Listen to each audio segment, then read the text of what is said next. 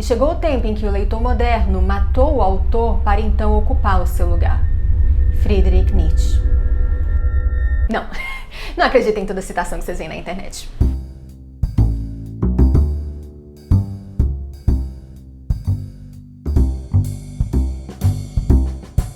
Gente, penso que um dos textos dos estudos literários mais conhecidos fora do meio acadêmico seja o ensaio A Morte do Autor, do Roland Barthes. Quem me acompanha há mais tempo sabe o tanto que eu fico feliz em ver temas que antes eram discutidos só na academia ganhando amplitude fora dela, sendo esse, inclusive, um dos propósitos aqui do canal desde o dia em que eu tive esse lapso de sanidade e resolvi colocar minha cara na internet. Porém, eu sei que vocês sentiram que vinha esse porém. A morte do autor também acaba sendo um conceito um tanto mal interpretado. Então, para conversar um pouco sobre o que a morte do autor não é, mas antes disso precisamos investigar o motivo do homicídio. O ensaio intitulado A Morte do Autor foi escrito pelo teórico francês pós-estruturalista Roland Barthes no simbólico ano de 1968. E ele começa com um trecho da novela Sarracine, do Balzac. Essa é a história de um homem que se apaixona por um castrato pensando ser uma mulher. E nesse trecho selecionado pelo Barthes, o narrador personagem descreve o que é uma mulher. Então Barthes pergunta: quem tá falando isso? É o autor? É o personagem? É o senso comum? E então ele responde que essa não é a pergunta certa. Barthes então vai passar as próximas 4 páginas, mais ou menos, é um ensaio bem curtinho, argumentando que nós não deveríamos nos preocupar em investigar as origens das ideias de um texto para tentar entender o seu significado, porque o significado de um texto se realizaria no próprio ato da leitura. E aí ele conclui: a unidade de um texto não está na sua origem, mas no seu destino. Mas este destino já não pode ser pessoal. O nascimento do leitor tem de pagar-se com a morte do autor. Mas Roland Barthes não tira essa conclusão polêmica do nada. Ele vem num contínuo que começou lá nos anos 30, ou melhor, em 1914, ou ainda no século XIX. Desde meados do século XVIII e durante o século XIX, a ideia corrente era de que para se interpretar uma obra, você precisava conhecer a vida de quem a escreveu. Quer saber se Capitu traiu ou não traiu Bentinho? Conheça o homem, Machado de Assis. Aí aqui a gente entende por que levaram Flaubert a juízo por causa de Madame Bovary, quando ele deu aquela famosa tirada Emma Bovary sou eu. E também por que a acusação usou trechos de O Retrato de Dorian Gray no julgamento contra o Oscar Wilde, aquele corruptor da juventude. Mas na virada do século XX aconteceu o evento, a tour Eu Fui, Eu Vi, o curso de Linguística Geral de Ferdinand de Saussure, que impulsionou a formação da linguística enquanto ciência autônoma. E agora, caríssimos, a teoria literária tinha uma área inteira do saber só sobre a matéria-prima da literatura, que é a linguagem. E quem viu na linguística a solução para todos os problemas interpretativos foi o Círculo Linguístico de Moscou, formado em 1914. Esse grupo queria desenvolver uma análise literária que focasse exclusivamente nos aspectos formais do texto, excluindo qualquer material adjacente como história, sociologia, a biografia do autor. Foi isso que lhes rendeu o apelido pejorativo de formalistas, que a gente continua usando até hoje porque é bem mais fácil. O Círculo Linguístico de Moscou existiu até ali os anos 40, quando ele foi dissolvido por motivos de Stalin. Mas as ideias dos formalistas continuaram vivas, não posso dizer o mesmo sobre alguns de seus membros. Enquanto isso, durante as décadas de 30, 40, alguns críticos norte-americanos propuseram o que ficou conhecido como Nova Crítica, em inglês New Criticism. A Nova Crítica tinha como pilar a separação entre obra e qualquer aspecto extratextual, fosse ele histórico, sociológico, biográfico, bem parecido com os formalistas, apesar de a gente não saber se houve algum contato entre eles. Só que os novos críticos não eram tão obcecados assim pela linguística. É com a nova crítica que se vai discutir a chamada falácia intencional, que é quando, em vez de investigar o texto em si, a gente tenta investigar qual era a intenção do autor por trás do texto. O famoso o que o autor quis dizer com a cortina azul. Pulando algumas décadas de discussão e várias correntes críticas, afinal de contas não tem como resumir 4 anos de curso de letras num vídeo, chegamos a Roland Barthes no final dos anos 60. Barthes também vai propor essa focalização exclusiva no texto, afinal de contas ele era um aficionado pela linguagem. E qual é a lógica por trás disso? Segundo a linguística estrutural do Saussure, lembra que eu falei que o curso de linguística geral do Saussure ia mudar tudo? Segundo ela, o signo linguístico ele é formado por significante mais significado e é arbitrário. Não existe nada na palavra cadeira que sugira uma cadeira e cada um aqui imagina uma cadeira diferente. Dessa forma, o significado de um texto, que é essa teia de signos linguísticos, ele não vai ser revelado, já que ele não é inerente. Ele vai ser produzido por cada leitor no ato da leitura, sendo a leitura do autor também uma produção de significado. Roland Barthes era linguística na veia. E essa foi uma pincelada brevíssima sobre o assunto. Mas eu achei importante trazer para contextualizar o que a morte do autor é, e aí vocês veem o quão complexa é a discussão. Agora sim, vamos falar sobre o que a morte do autor não é. As seguintes afirmações serão baseadas em argumentos reais encontrados no vasto mundo da internet. A morte do autor não é matar o autor, literal ou metaforicamente. Matar o autor literalmente eu acho que é algo que a gente já pode descartar, porque ninguém aqui é a Kathy Bates em Louca Obsessão. Mas o que fazer com boas obras de autores que não são pessoas tão boas assim? Para esse dilema, eu acho que a gente nunca vai ter uma resposta decisiva. São múltiplas as variáveis envolvidas, desde que tipo de transgressão é essa, se foi um crime, se foi uma opinião controversa, se foi uma postura que na época era aceitável e hoje é condenável, até a investigação de se a obra reflete esses erros ou não. É uma discussão importante, na qual a morte do autor não tem nada a ver. Em nenhum momento do ensaio do Barthes ele põe em jogo o caráter do autor. Ele não questiona se o suposto pensamento do Balzac sobre as mulheres é aceitável ou não. Ele questiona se aquele pensamento é do Balzac, do personagem, e depois descarta a pergunta. O curioso é que o conceito de falácia intencional meio que blinda esse tipo de interpretação. Quando ela elimina a justificativa da intenção do autor, ela se posiciona contra esse tipo de análise que usa a intenção do autor como pretexto para comentar o autor em si, seja a favor ou contra. Mas falando em morte, e quando o autor já está morto? O ensaio do Barthes não entra nesse mérito obituário, mas aparentemente a nossa vontade de aplicar a morte do autor é inversamente proporcional à expectativa de vida do autor. Quando o autor está vivo, parece haver um conflito de vontades. A mera existência do autor parece ser uma ameaça à liberdade da minha imaginação. Mas quando o autor está morto, parece que qualquer informação a mais, qualquer adição à obra que ele criou, é sempre uma bênção. Ok, quase sempre.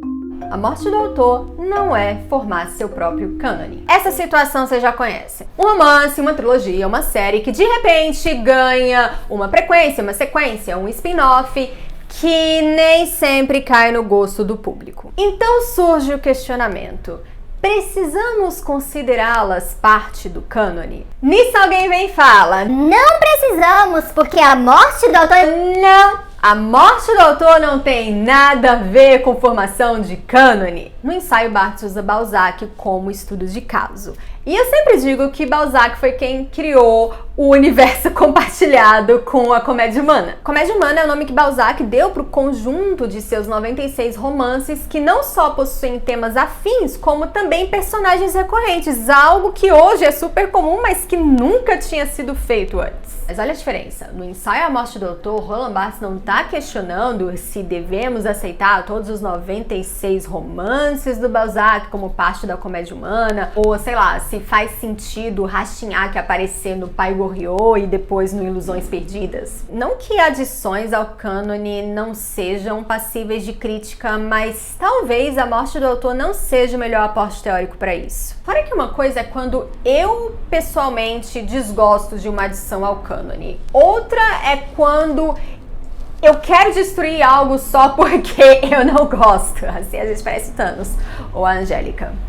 Isso que a gente está vendo hoje de constante expansão de universos ficcionais, inclusive em mídias diferentes, até mesmo com autores diferentes, é algo muito novo que ainda está sendo estudado, que ainda está sendo teorizado sobre e, a meu ver, extremamente fascinante. A morte do autor não é quebrar copyright. Eu já vi circulando a ideia de que se a obra foi feita para o leitor, para o público, então ela pertence a ele e não ao autor.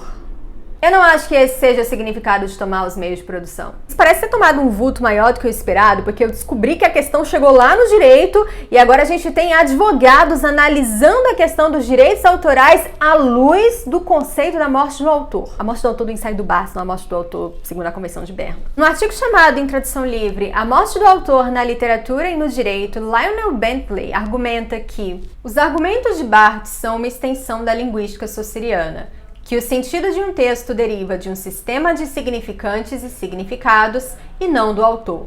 É difícil ver exatamente o que isso significaria para a lei de direito autoral. Esse argumento de o direito autoral está morto não convence. Na verdade, a história dos direitos autorais é a história de sua expansão para novos domínios: fotografia, registros sonoros, filmes, programas de computador. O direito autoral permanece a forma mais forte e preferível de proteção para criadores. Ou seja, se a pessoa usar a morte do autor para justificar roubo de propriedade intelectual, ela pode ir presa. E Roland Barthes não vai tirar ela da cadeia. E vejam só que interessante, que ajuda a provar que uma coisa não tem nada a ver com a outra. Mesmo quando a obra já está no domínio público, elas ainda são reconhecidas por terem um autor. Tanto que a gente fala em personagens dickensianos, prosa machadiana, situações dantescas. Verônica! Isso quer dizer que não pode fanfic? Que bom que você perguntou. A morte do autor não é escrever fanfic.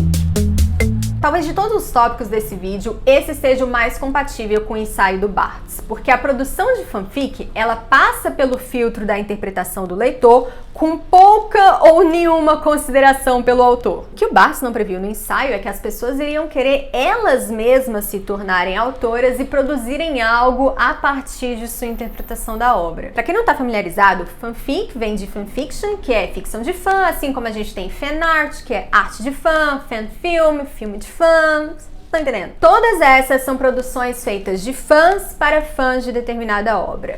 E a regra é que não há regras. Você pode expandir o material original, você pode divergir do material original, você pode mudar a ambientação do material original, geralmente para um Starbucks. Tudo desde que você não lucre com isso. E aí a gente volta para a questão dos direitos autorais. Tanto que quando uma fanfic vai ser publicada como obra original, o autor precisa se assegurar de tirar absolutamente qualquer referência à obra da qual ela partiu. Particularmente, eu também não acho de bom grado você escrever fanfic de pessoas reais.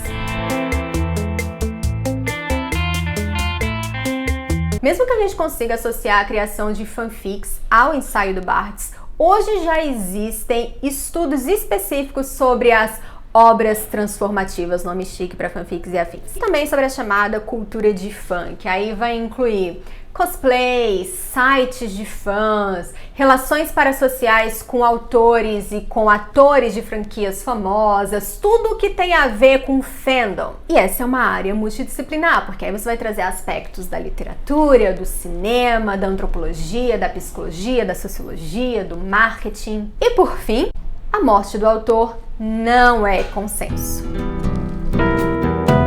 Se alguém disse que a morte do autor é consenso nos estudos literários, essa pessoa provavelmente está falando do que ela viu no Twitter. Essa discussão já ia e vinha há pelo menos uns 100 anos antes do Barthes. Seria muita pretensão achar que a morte do autor deu um ponto final na questão. Um ano antes da publicação do ensaio do Barthes, Eder Hirsch, que é um crítico hermeneuta, ele faz parte da crítica hermenêutica, ele diferenciou o sentido, que seria o sentido oficial dado pelo autor, de significação, que seriam as possíveis interpretações dos leitores. O sentido é imutável, mas a significação é variável. Já a teoria da recepção do Hans Robert Jauss e do Wolfgang Iser vai partir dessa abertura dada ao leitor pelo Barthes, mas em vez de se fixar exclusivamente no texto, ela vai dialogar com outras áreas e inclusive com com a intenção do autor. E a partir daí se investiga como a obra foi recebida pelo público e os mais diversos tipos de público. Por isso o nome teoria da recepção.